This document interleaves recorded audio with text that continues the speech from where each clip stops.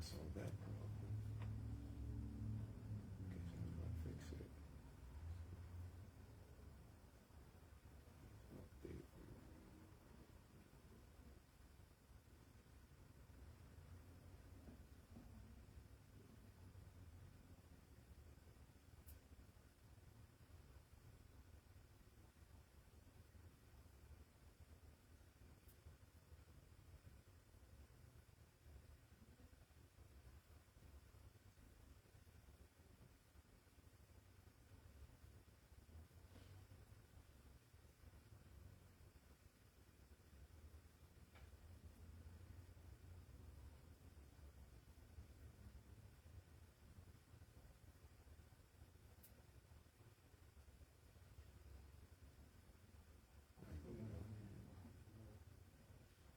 Okay, so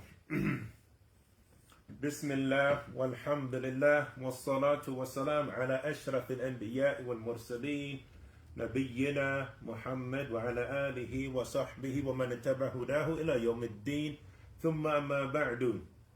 Inshallah ta'ala, we're just going to get right into it. Hayyakumullah. So, let's start with Aqeedah, which is Mukhtasar Ma'arij Qabool. And if you guys remember, the point that we were talking about, the issue that we were talking about last class, dealing with Tawheed, or the oneness of God, the oneness of Allah subhanahu wa ta'ala, we talked about the connection between worship and lordship. What was the connection that we spoke about? What is the connection between worship and lordship that we spoke about last class? Who can tell me? Connection between worship and lordship. Okay, now I have to hold on, make this clear. Let me see if I can bring up the class on this phone, because really I'm not going to be able to, anyone that's in my personal page trying to comment, I won't be able to see your comments. So let me see if I can pull that up here.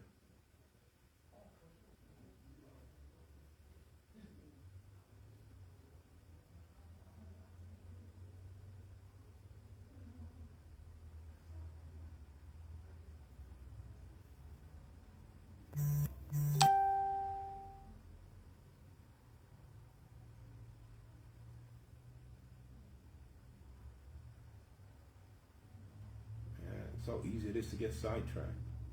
How you do this?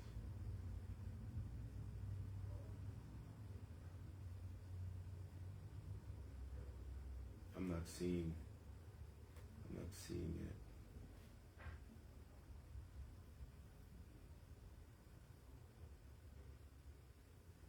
Okay, hold on, maybe it'll be right here.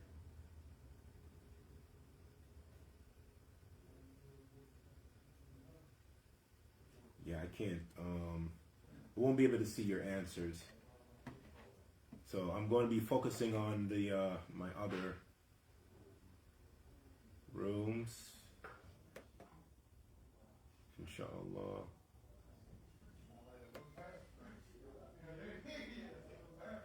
Okay. Yes, thanks, Imam. Yes, we're gonna delve into that a little bit, inshallah. The issue about the Iqama.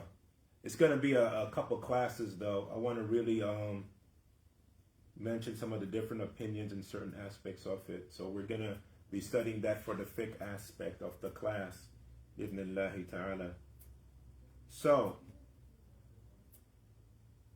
okay, going back to the issue of Tawheed, the oneness of Allah in worship, and the oneness of Allah in lordship. Now, last class, we said that knowing that Allah subhanahu wa ta'ala, He is the one, that God, He is the one that created us. He's the one that provided for us. He's the one that has set everything in motion. The reason why we're alive today, the reason why the sun gives us light, all of these things, the plan of this world, all these things was done by Allah's wisdom. Knowing that necessitates that we worship Him. Knowing that necessitates that we worship Him. Those two things go together. Because if you understand that Allah created us alone, Allah subhanahu wa ta'ala, He planned this world alone. And He put everything into motion alone. Then it would only make sense that we worship Him alone.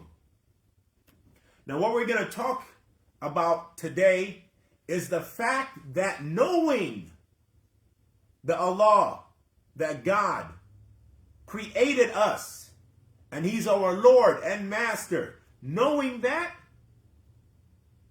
alone does not make a person upon Tawheed. This does not make a person an individual who singles out Allah subhanahu wa ta'ala in worship. So even though one necessitates the other, it is not always the case. So because an individual knows that Allah exists and knows that Allah created him, right, he understands that, and he understands that no one else is able to do this other than the Lord of the world. He understands this. He or she understands this. But that does not mean that they will take the next step and worship Allah alone. We understand that if that was the case, then there will be no issues with the Prophet Muhammad and the people of his time. Because the people of his time, the pagan Arabs, they understood this fundamental fact.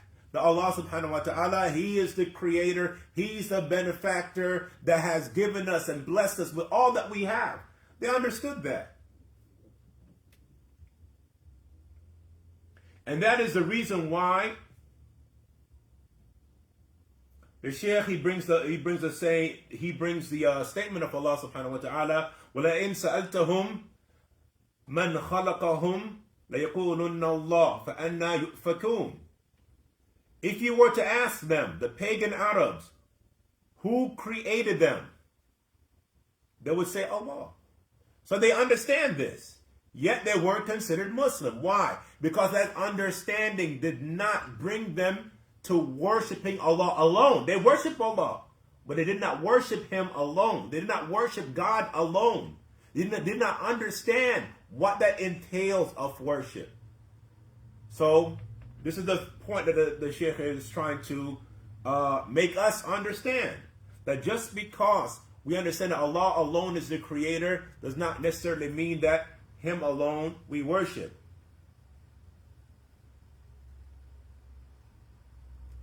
Insha'Allahu ta'ala. And that's all we're going to cover here for this aspect, is the fact that someone who worships Allah, it shows, it indicates that they understand that Allah subhanahu wa ta'ala alone created them, created everything. He's the Lord and Master of all that is. Right? They understand that. But in their worship, do they also understand that He's the only one who deserves to be worshipped alone? And remember, when we talk about worship, we're not just talking about prayer. Anything that God commands us to do and that He tells us to stay away from, doing that should be only for Him alone and because of Him alone. That is an act of worship. That is an action of either a compliance in whichever way it is, whether it's compliance by staying away or compliance by avoiding. These things are, or that action itself is an act of worship. So with that understanding, inshallah ta'ala, I hope that that is clear, and opening up the floor for any questions, but I don't think there will be any questions in regards to that. It's pretty straightforward. But let's give you guys some time, bi'idhnillahi ta'ala.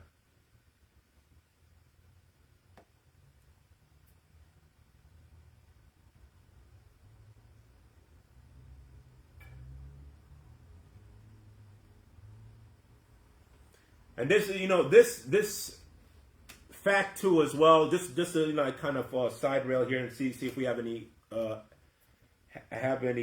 questions. Is an issue that a lot of people in the Muslim ummah, in the Muslim community, have a problem with. They think because an individual is Muslim that they are not, or they can't fall into associating partners with Allah in worship. And you can if you don't understand what worship is. If you believe that worship is only prayer alone, then all the other things that Allah subhanahu wa ta'ala commands us to do, like for example, what are things that Allah subhanahu wa ta'ala, I'm going to ask you guys, what are things that Allah subhanahu wa ta'ala commands us to do that an individual can associate other than Allah subhanahu wa ta'ala in it?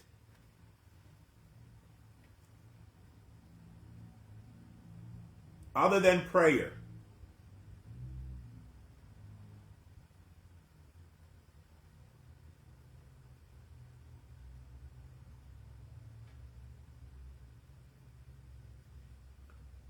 What?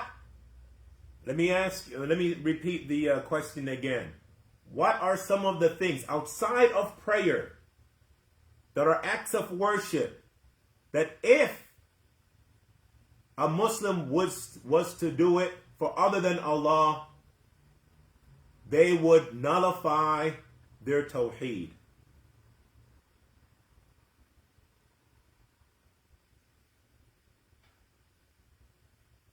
Paying zakat to okay, so what do you mean by paying zakat?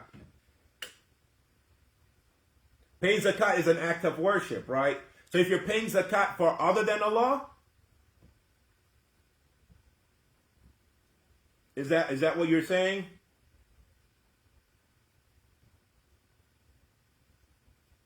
That will go back to intentions. Or in a scenario, somebody else says that they are a messenger, and that instead of paying the zakat that you normally would, they have new revelation that has come to them that the zakat is so much, it's this X amount, and you should pay to them instead in a specific time, specific amount, specific place. Yes, if you listen to that and you do that, then yes, that you're committing shirk and stuff like that too as well.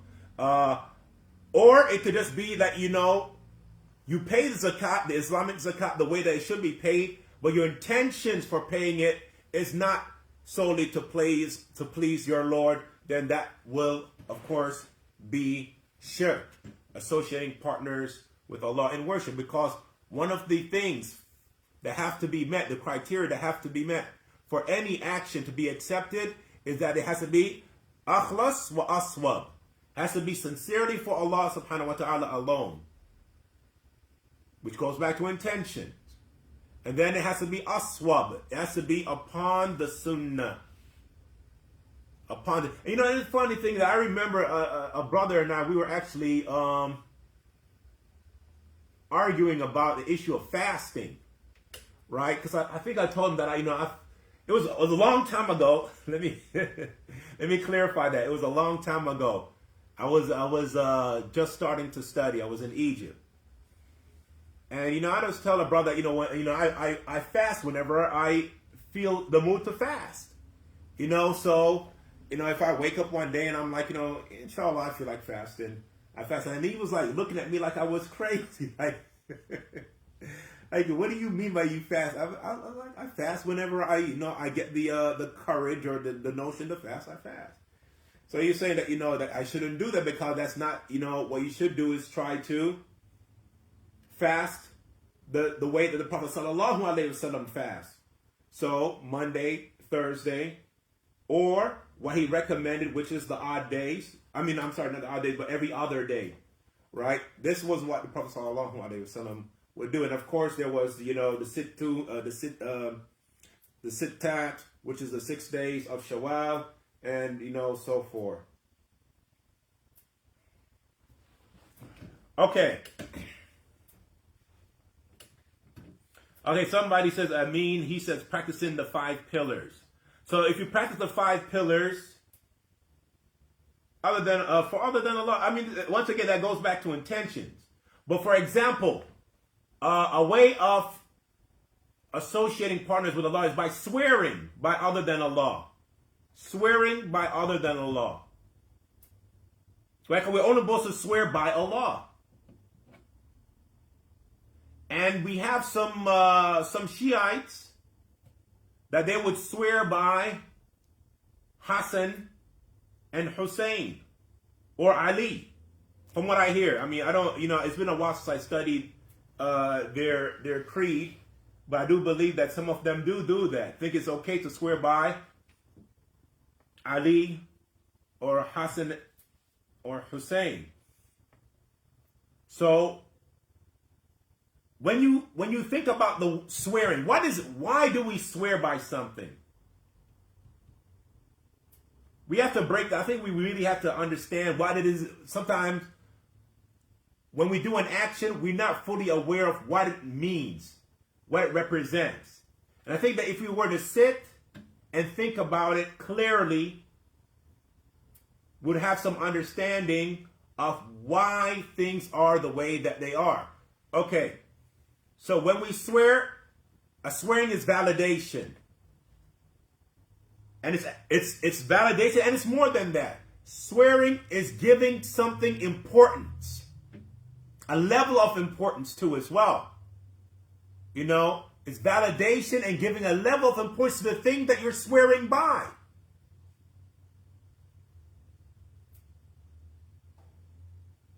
You're using that name that you swear by as a testimony to your oath, to your pledge that you're making after that. It's binding. You're binding yourself to what you're saying after that by swearing by that name that you swear by. And this is the reason why something like swearing is only done using or by Allah. The Prophet ﷺ said, "Man kana halifan falyahlif billah." If you're going to swear, then swear by Allah. The Prophet ﷺ said that. Why? Because swearing by Allah is a form of ta'zeem. It's a form of reverence to the thing that you're swearing for, and giving reverence is only for Allah subhanahu wa ta'ala in this type of scenario. Okay, so with that, then we'll stop with that, inshallah ta'ala, and we'll move on to the next section of the class, which is about the 40 hadith, and we're on hadith 34. And it's the hadith of Sa'id al-Khudri radiyallahu anhu أنه قال سمعت رسول الله صلى الله عليه وسلم يقول من رأى منكم منكرا فيغيره بيده فإن لم يستطع فبلسانه فإن لم يستطع فبقلبه وذلك أضعف الإيمان رواه مسلم. Abu Sa'id al-Khudri radiyallahu anhu, in the 34th hadith of the 40 hadith of Imam Nawawi, he said that he heard the Prophet sallallahu alaihi wasallam say, if one of you sees something that is wrong, then let him try and change it with his hands. If he's not able to do that, then change it with his tongue. If he's not able to do that, then hate it in his heart, and that is the weakest of faith. So what we understand, okay, so let's try and change some of the words a little bit so we get an understanding. So when we say change it with his hand, meaning change by force. Apply force in order to change that wrong. And that type of change is for somebody who has authority. Right? If you have authority, you can change things by force. Make someone comply to that which is right and that which is correct. So that goes to anybody who's in charge. Mother, when it comes to her children. Husband, when it comes to his family.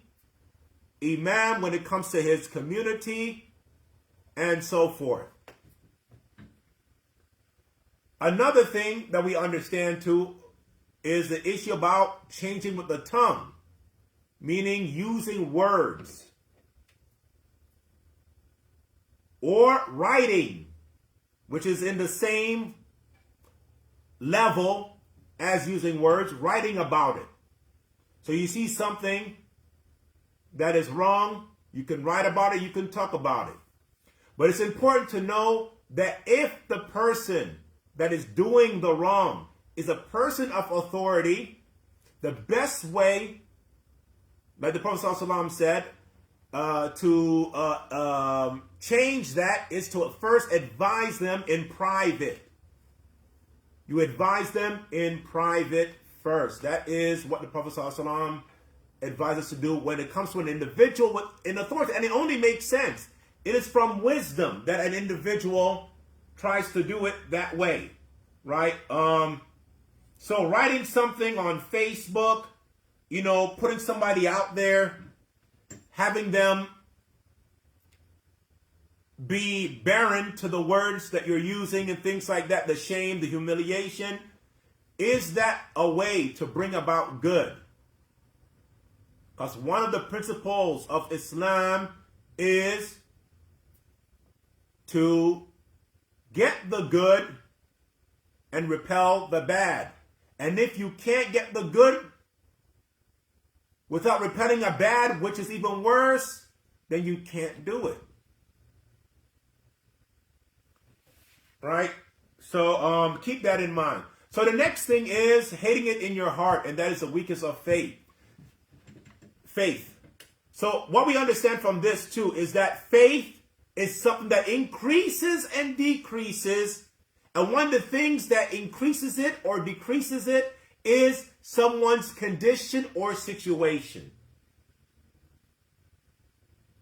And it's also something that could be limited to certain instances, I guess you could say. So in this instance, an individual's faith could be weak. But in another scenario, his faith could be strong. In this situation, he's not able to implement the highest form of faith, but he's only able to implement the form which is a little lower than that, and so forth. So this is proof that shows that faith increases and decreases. It increases with obedience, and it decreases with disobedience. Okay, so are there any questions on that? I think that is also straightforward.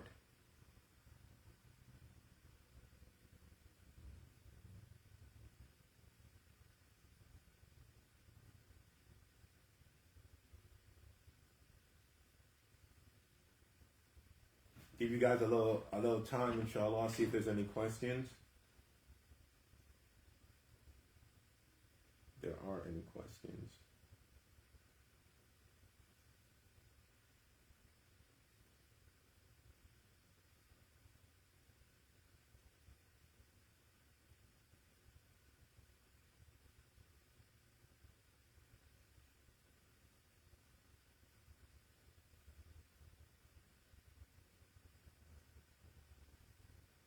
Okay. It looks like there aren't any questions, so let's move on. Inshallah ta'ala.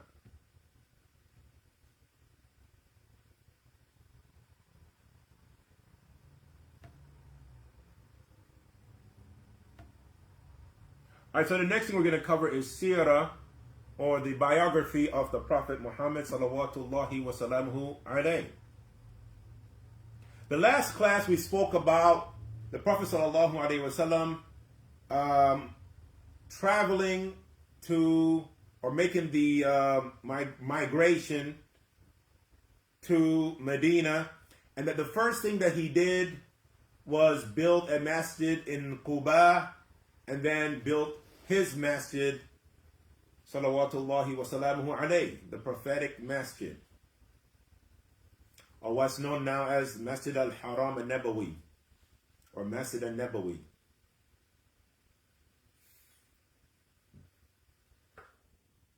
Does anyone remember what was the benefit that we got from that? What did we understand from the Prophet ﷺ doing that? Does anyone remember the benefit that we took away from that action of the Prophet Muhammad salawatullahi wa salamuhu alayhi?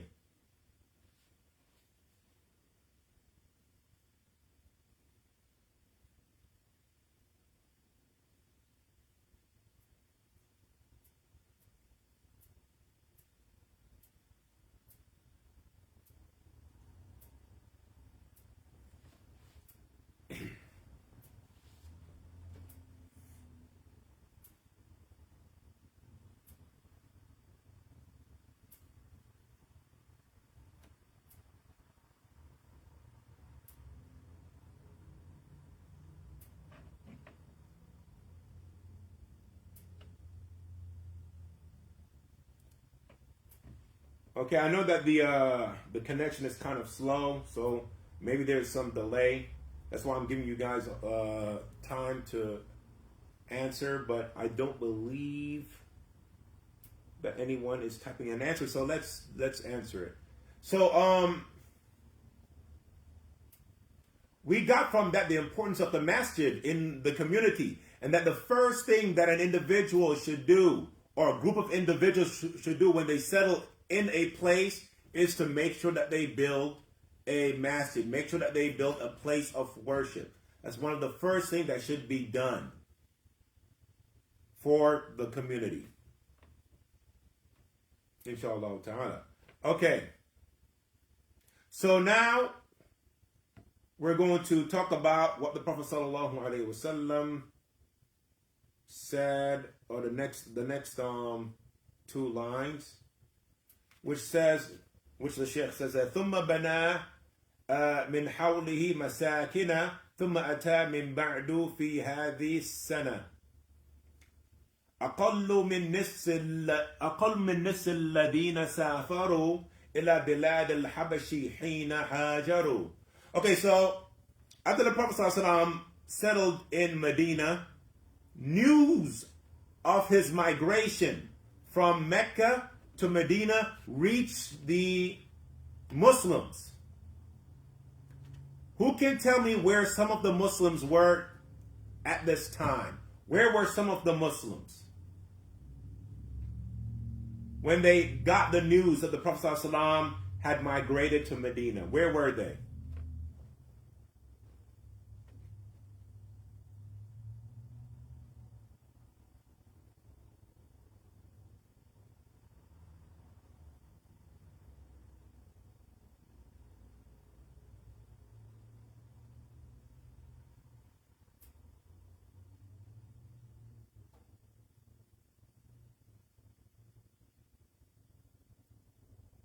Negus.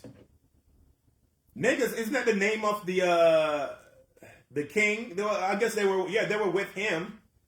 I was hoping for a place though, but yeah, they were in Habasha, or what's known as Ethiopia. Right? So that's where they were. They were in Ethiopia.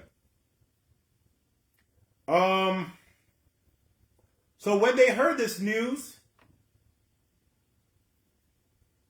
some of them left Ethiopia and went to Medina. And here the Sheikh, he said that it was less than half of the people that migrated to Ethiopia. Less than half of them left and went to Medina. Al-Madinah An-Nabawiyya.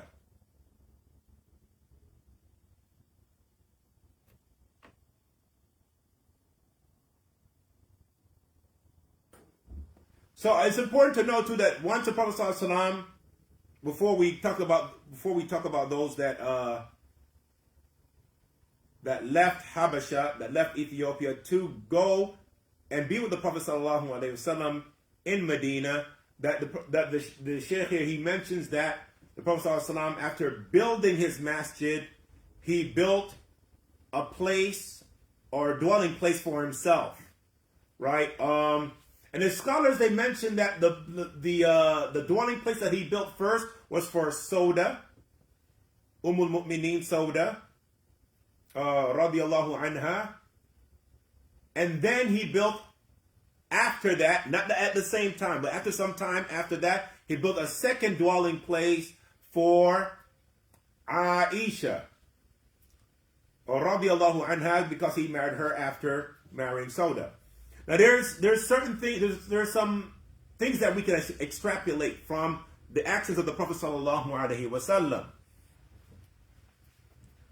When it comes to living with one's spouse or a wife, and that you should have a place for your family to dwell at. They have to have a place to live. Right? You have to provide a place for them to live. Whether it is built, well, back then, it's easy to build. I mean, there are no, not too much, and no one's going to stop you from building. But according to, we know that the Prophet ﷺ had to buy the land that the masjid is on, right? And the Muslims provided him with the money for that. Right? But there are other places where, during that time where you could just go somewhere and, pitch a tent and you're good. As long as it's nobody's land. So providing a place for your family is important. It's also important to know that the quality of living during that time is not like the quality of living in our time. The room, and it's considered a room, the room of the wives of the Prophet ﷺ was no bigger than half of the praying area here for in this masjid, right? So half of it, long ways, you have the bedroom, and then you have a little space before you get to the front door. Right, so as far as what that space was used for, I'm not sure, but it's some of the scholars say that the length of the entire house was somewhere. I think it was let me see. They said 10 arm length long, so 10 arm length long. It's not, like I said, it's from here to there, pretty much. Maybe not even that big. I think it might be smaller than this. And that used to be the dwelling place for the wives of the Prophet sallallahu wasallamu alayhi wa radiyallahu anhun. So in our time, right, that's considered small. But we have to understand that that during their time that was probably really big. We've evolved to require more things, and probably more things that we actually need. Space that we actually need. We talk about need and not want, need. But the female of the species are more inclined to a scenario where their living space has to be something that is comfortable for them, right? And they're going to want the best that they can get for themselves. And that's nothing wrong with that. What you as a man now have to decide when choosing a wife is, can you afford? Hold on. Imam here has a question. Did Uthman leave in the first group and went to Medina? Yes, I do believe that he did. And some of the companions also left and went back to Mecca, like Abdullah bin Mas'ud. He did that, radiallahu anhu. Going back to having a place that's suitable for your spouse, you must first have an understanding between you and your partner, your wife, right? Because some women, their goals are different in life. Some women, even though all women, for the most part, like to be comfortable where they're at, because they spend majority of their time in house. So that the house is their abode, is something that is their castle. So they want it to be as comfortable as possible for themselves. Having a talk with your wife or an understanding with the person that you're going to marry, that, look, this is what I am, this is what I'm about to do, this is where I'm going to be. Because if you plan on living in a place where the living standards are a little bit lower, that might be a problem for her.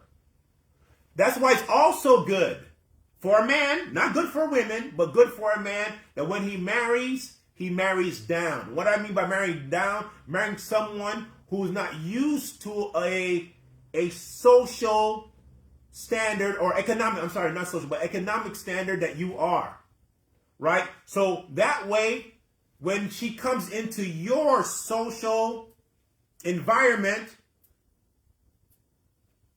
it is a step up from what she's used to, so she will be grateful. Because what would happen the other way around, because some women, they're not able to help themselves in this regard. If they feel that they're not getting something that's equivocal to what they're used to or better, you will feel it. They'll make you know by their attitude, their speech, and all of that stuff. And you could say, well, what about the fear of Allah and stuff like that? We have to put that, to the side and stuff like that in certain instances when it comes to these scenarios, because Allah al-Musta'an only. Okay, so, but this advice for brothers, sisters. Sisters, do not marry someone who you know that they are lower than you. And what I mean lower than you economically, because you're going to only oppress them in the long run and yourself. That's the only thing that's going to happen. Unless you're not that type of woman. You've never been that type of woman. You don't care about certain things when it comes to lifestyle, then that's okay. All right, so I think we covered everything, inshallah ta'ala. Dealing with that, so the Prophet ﷺ, he built 2 places, not one after another. One for Ummahat, one of the Ummahat al-Mu'mineen, Sauda, and then the other for Aisha, but not one after the other. First, he built for Sauda because he was married to her, provided her with a place to live, and this place was connected to the masjid. It's important to know that the house, or the dwelling place of rooms, you could call it, of the Prophet's wives were connected to the masjid. And later on became part of the masjid. Now it's part of the masjid. They're no longer present, but the area where their houses were is not part of the current masjid, Prophet's masjid now. Okay. I don't think there are any questions there. Let's move on. Okay, so let's go into the issue now. We're going to go into the issue of fiqh. We're going to talk about the adhan. And what we're going to do is we're going to cover this from one school of thought first in this book. And then there will be this class and next class. We're going to cover this issue from one school of thought. Then we're going to cover the issue from differences of opinion, right? So we're going to do it 2 different ways. So that will be the 3rd class, inshallah ta'ala. We're going to go over certain differences. So The word adhan, what does it mean? What does it mean linguistically? Anyone knows the word adhan? What does it mean linguistically? The literal definition. Now what it means in Islam, but the word itself. Okay, to call out. That is correct. To announce. To call out, to announce. You know, same thing, right? So yeah, that's basically what it means. Right? To call out or to announce. Now, Islamically, or as a terminology, Islamic terminology, it means a specific announcement or a specific call. Right? And some people might go into more detail about this specific call, but, you know, we understand that that's the specificness of that entails, you know, certain words, facing the Qibla, all of these things that you could put in a definition to kind of be more specific. Okay. The first thing the Sheikh says here is that the adhan is sunnah. The adhan is sunnah. And he says that this is according to the majority of the scholars. وَهُوَ sahih. And this is the correct opinion. Notice that it's an opinion, right? But also, this opinion is backed up by ijma', consensus of the scholars, according to this imam. It says it is also from the sha'a'ir of Islam. It is from one of the rituals of Islam, one of the milestones of Islam. To the point where he says that حتى لو امتنع أو امتنع قوم عنه أجبرهم الإمام عليه. So to the point, so it is so important. The adhan is so important and so emphasized and such an integral part of Islam that if a group of people were to say we are not going to use, you know what I mean, the adhan is only sunnah. Why call it? The imam, the leader of the Muslim, can force them to implement the adhan. But even though it's sunnah, it is such a stressed part of Islam that the imam can force individuals to implement it if they so choose not to.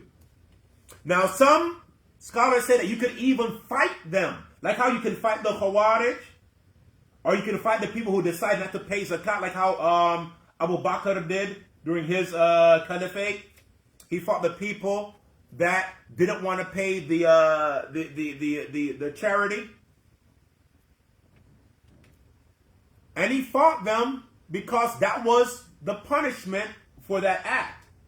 Likewise, some scholars say you can fight them. And what we mean by fight, we mean going to war with, right? So you can fight them because they decide or they abstain from calling the adhan.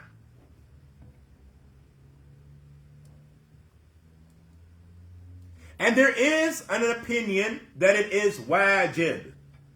There is an opinion that the adhan is obligatory. And the reason why this opinion is there is because the Prophet ﷺ commanded that the adhan should be called, saying that إِذَا حَضَرَتِ الصَّلَاةِ فَلْيُؤَذِّنْ لَكُمْ أَحَدُكُمْ. The Prophet ﷺ said that when the salat comes in, when the salat is in, right, it's time for the prayer, then one of you should call the adhan. That is a hadith. That is muttafaqun alayh. It is in Bukhari and Muslim.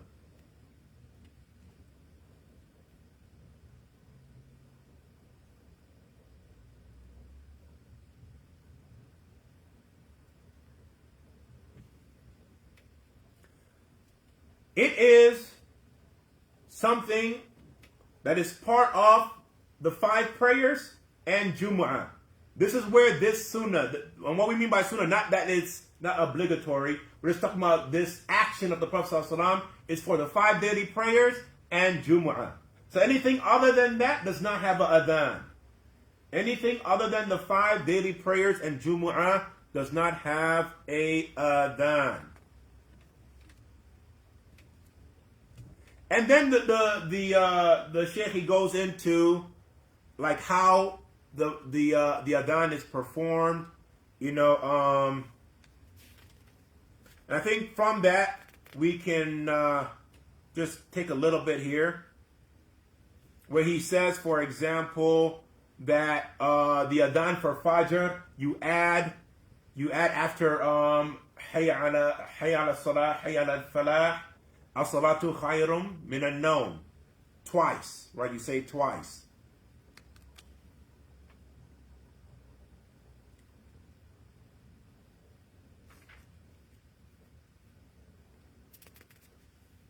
And there is a school of thought, which this Imam is part of, that says that the adhan and the iqamah are similar, meaning that in the way that they're said, that you say them twice. Except that the only difference is, for the adhan, you stop after every sentence, while the iqamah, you meld everything together. Everything is in one go.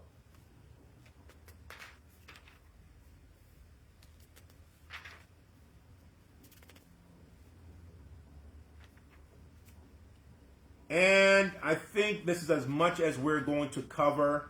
Inshallah ta'ala, we'll complete this aspect of it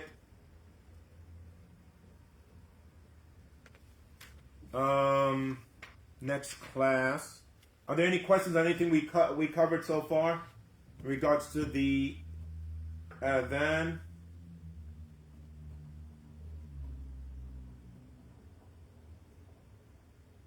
It's really raining.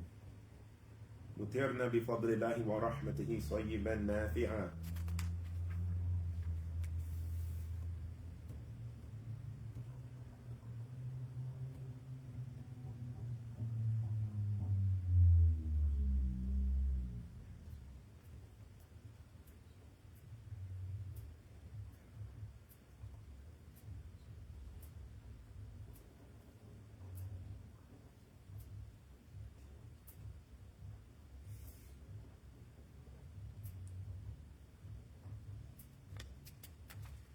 Okay, so if there aren't any questions on that aspect of the adhan, then we're going to move on to, I should have saved my space, subhanAllah. Let me see if I can find it back.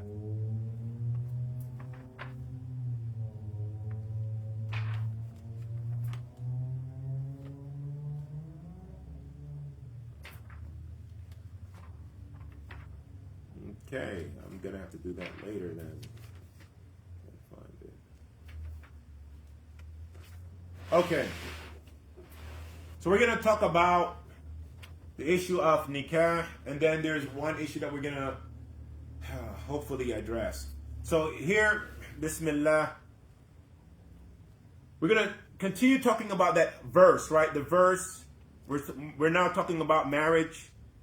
Issue of marriage. And remember last class we talked about the sunniyah, or the encouragement to get married in Islam, using the verse in which Allah subhanahu wa ta'ala says, وَإِنْ خِفْتُمْ أَنْ لَا تُقْسِطُوا فِي الْيَتَامَى فَانكِحُوا مَا طَابَ لَكُم مِنَ النِّسَاءِ مَثْنَى وَثُلَاثَ وَرُبَاعَ.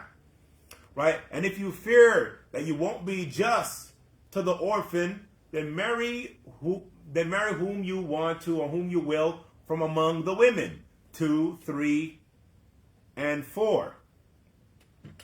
So we have a hadith that we're going to cover dealing with that. So giving a little bit more explanation to that verse, or at least the beginning part of that verse, right? So it says here, قال حدثنا إبراهيم بن موسى قال أخبرنا هشام عن ابن جريج قال أخبرني هشام بن عروة عن أبيه عن عائشة رضي الله عنها أن رجلا كانت له يتيمة فنكحها وكان لها عذق وكان يمسكها عليه ولم يكن لها من نفسه شيء فنزلت فيه وإن خفتم أن لا تقسطوا في اليتامى أحسبه قال كانت شريكته في ذلك أثقي وفي ماله. Okay, so this hadith is reported by Urwa an Aisha radiyallahu anha, and Urwa is the nephew of Aisha.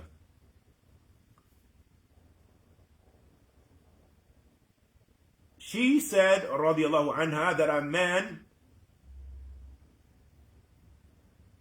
had an orphan girl that he was in charge of, which he married.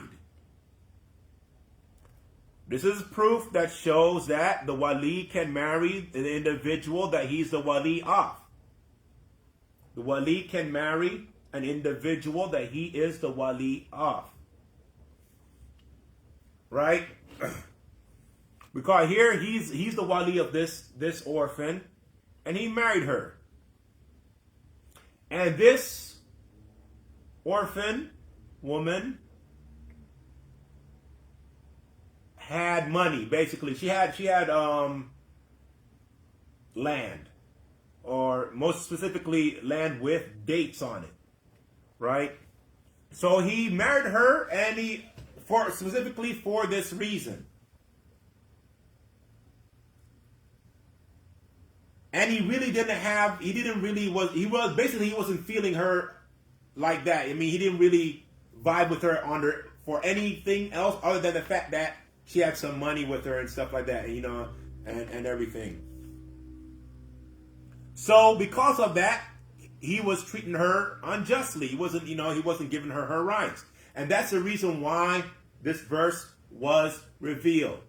About, if you don't feel like you can be just concerning the orphans, right, then you should just marry anyone else from among the women, right?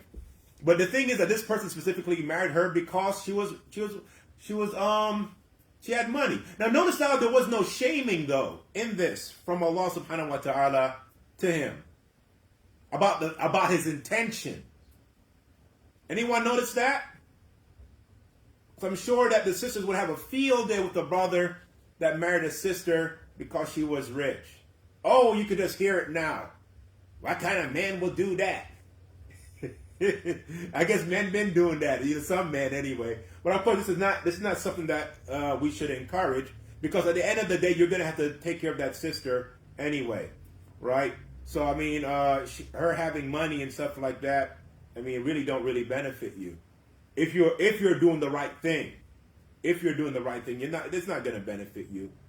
And that's the reason why, a woman, when she says that, she has money or she works and she believes that this is an asset that a man would look at to determine whether or not he's going to marry her, that doesn't really work, because none of that money is going to, in most instances, in a lot of situations, is going to benefit him, because a woman will have her money, counting it right in front of her husband, and he don't know how he's gonna pay the light bill tomorrow, and not think twice, and that's just that's just it. I mean, she like, well, what are you gonna do? We lights about to close up, lights about to shut off and stuff. We ain't gonna have no electricity if you don't find another job, or sell a kidney, something. And that's well within her rights. But the reason why I'm bringing this up is that we, as men, we understand that. And that's the reason why we find it very strange that a woman will put as one of her, attributes that are praiseworthy and might be something that, would entice a suitor to look her way, is the fact that she's wealthy, she's a person of high regards, she likes the finer things in life. When a man interprets, a lot of men, not every man, But a lot of men, because most of us we have to work for our money. We're not princes here. So most of us, we're going to look at that and just think about all of the money that we're going to have to spend that we might not have in a scenario like that. And Allah subhanahu wa ta'ala knows best. So that's that with that specific verse. There's something I wanted to touch on a little bit before we close up. The issue of marijuana in Islam and using marijuana and whether or not it's allowed, is it halal, is it haram, and things like that. Let me preface this by saying that what I am about to say is in no way an Islamic ruling. This is an issue that I've been researching, and I continue to research it. And I'm just going to give you guys food for thought. More than anything. This is all it is. Islam is about bringing benefit. First, communal benefit. Secondly, individual benefit. And removing from a person the bad. But that is an Islamic principle. Keep that in mind.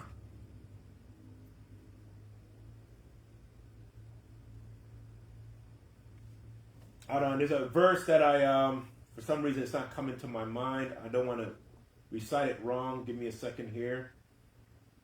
We're gonna dissect this verse.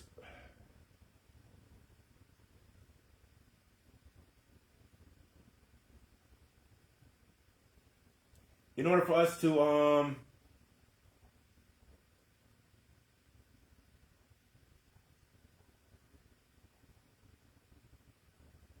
be able to talk about this issue. Allah subhanahu wa ta'ala, He says, يَسْأَلُونَكَ عَنِ الْخَمْرِ وَالْمَيْسِرِ قُلْ فِيهِمَا إِثْمٌ فِيهِمَا إِثْمٌ كَبِيرٌ وَمَنَافِعٌ لِلنَّاسِ وَإِثْمُهُمَا أَكْبَرُ مِنْ نَفْعِهِمَا. Allah says they ask you about alcohol and gambling. They ask you about alcohol and gambling. Say, O Muhammad, fihima, in them is a great sin. وَمَنَافِعُ لِلنَّاسِ, and some benefit to the people.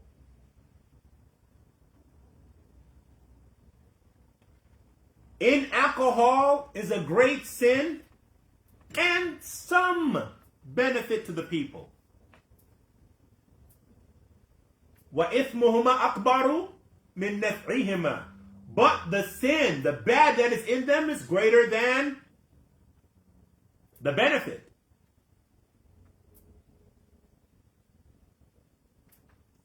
Okay? So we understand this. Now someone would argue and say, there are certain things, or Allah here is talking about khamr, alcohol. What does that have to do with other things that aren't alcohol? And some might even argue and say that, well, He's not just talking about alcohol, He's talking about specific alcohol, which is alcohol that's produced by grapes. The alcohol that is produced by grapes, that is what is called khamr. The alcohol that's produced by honey is not called khamr. I think it's called miz'u. And the alcohol that's produced by fruits is bitru or biz'u or something like that. I can't remember. These names are kind of weird and stuff. Can't remember them all. But every different type of alcohol has a different name. Like in English. Right? We have wine, we have rum, we have gin, we have scotch, we have beer. All of these things are alcohol. So what do the scholars say?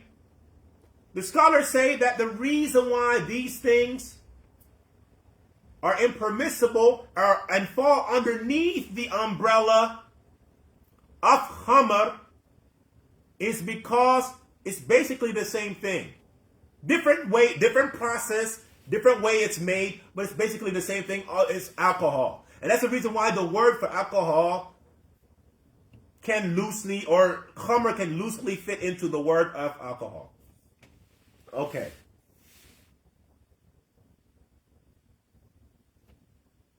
Why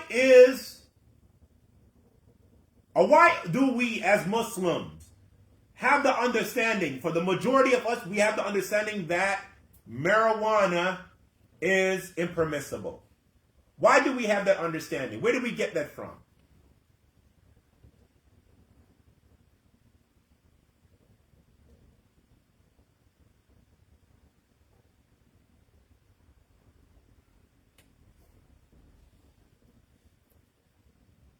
We get that from the understanding that marijuana is similar to alcohol.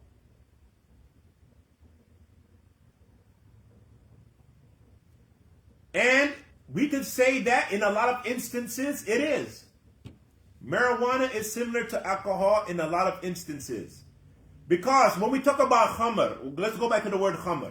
We said that khamr is used in the place of the word alcohol, and the word khamr, kha, mim, ra, from that word we also get words that are similar to it, so we can understand what the word khamr means. We get the word khimar, comes from the same root letters, right? Kha, mim, ra. What is a khimar? Khimar is what women wear. Where do they wear it? What type of clothing is it? The khimar for a woman.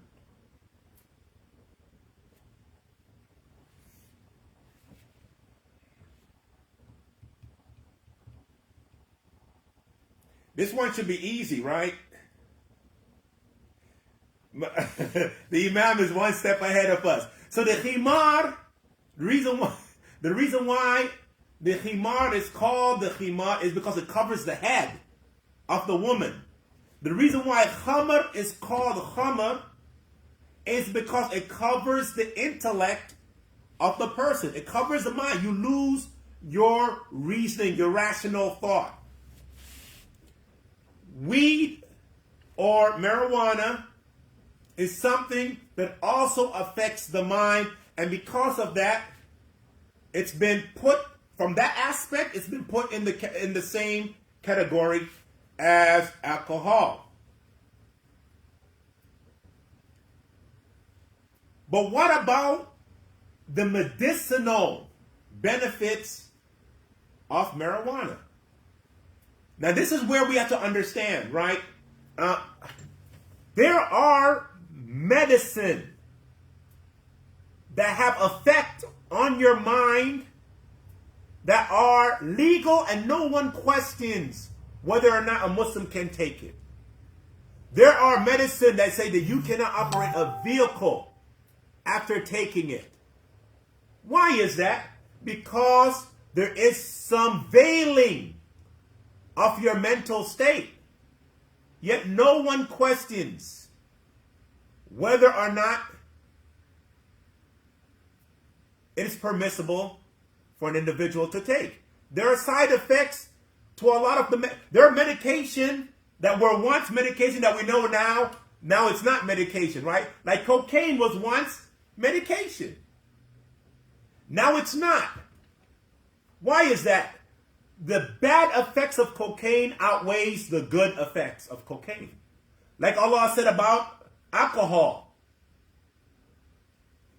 The sin is greater, and it has some benefit to people.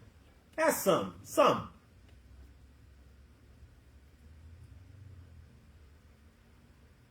There is a drug now that was that I think the company's being sued. It's a pain drug. I don't remember the name of it, but I'm pretty sure everyone knows what I'm talking about. And I think there are some companies being sued because they knew it was addictive. It's a pain medicine. I don't know if it's Ritalin or what it is. And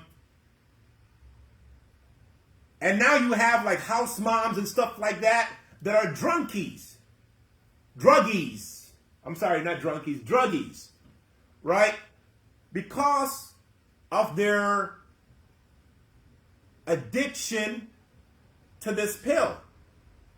But all it was a pain medicine.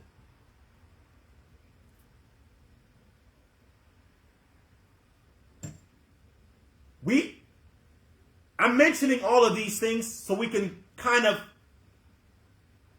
just see where I'm going with all of this, I guess.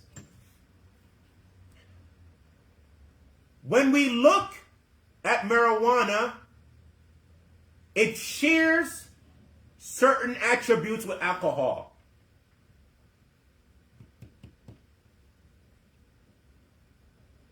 From an aspect, right? It does change the mind. But the argument can be made that there are other drugs that also change the mind.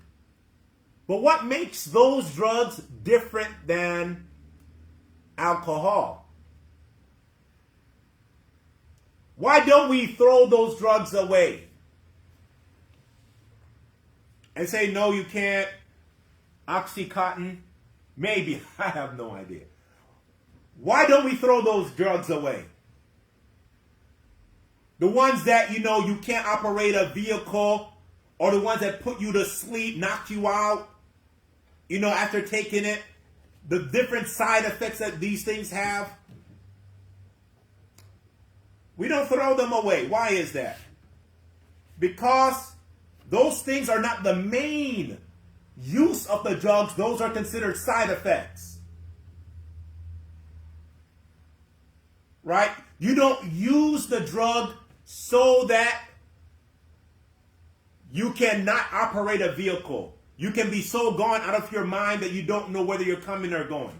That's not why you use the drug. You use it because relieving pain, doing whatever it is that it does and stuff like that. Regulate some of your bodily functions or whatever. A person who's in extreme pain, who uses marijuana or the substance that's in marijuana, which is it was HTC, I think it's called, or something like that, to help regulate that pain. And the side effect that they get from that is that they're a little bit woozy. How is that different from any other drug that, or some other drugs that we have available?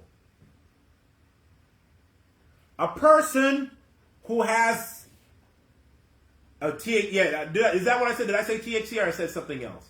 I don't know. A person who has issues with loss of appetite,